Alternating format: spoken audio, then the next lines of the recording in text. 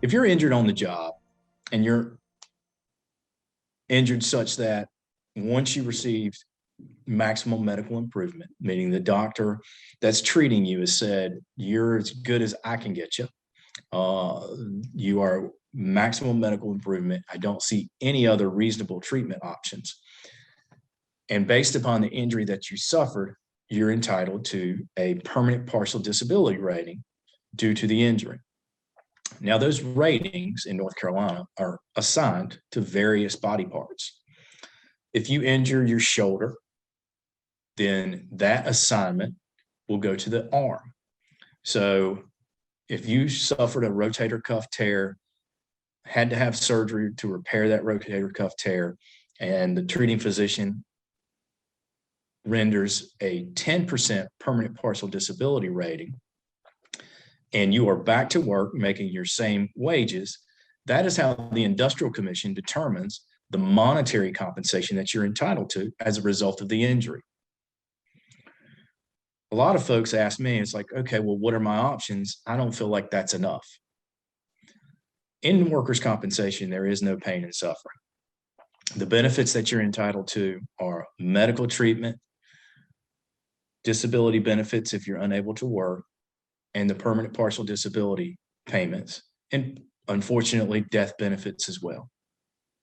For the permanent partial disability benefits, the treating physician that has been treating you, once they assign that 10% permanent partial disability rating, that sets into place a schedule of injuries.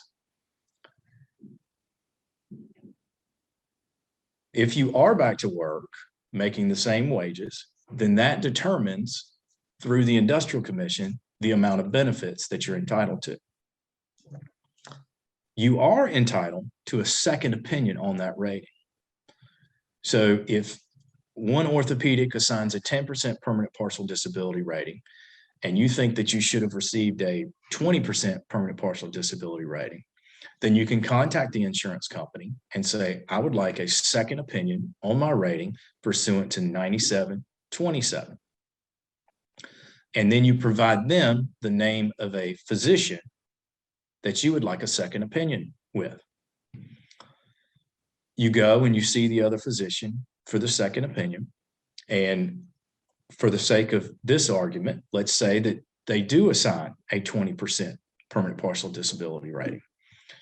Customarily, what we see is that if there is a 10% rating from the treating physician and a 20% rating from the second opinion physician, that is an averaging to a 15% rating to the shoulder.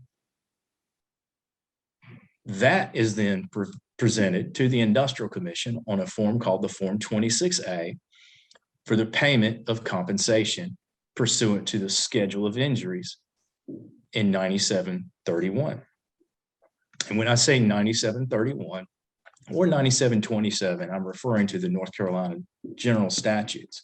Chapter 97, the whole chapter, is the Workers' Compensation Act for North Carolina. So generally what we see is if there is an increase in the rating, there's an averaging of those ratings.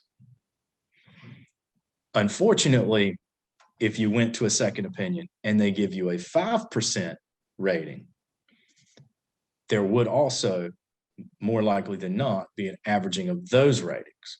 So there is a potential that you receive less compensation if the second opinion is not utilized correctly.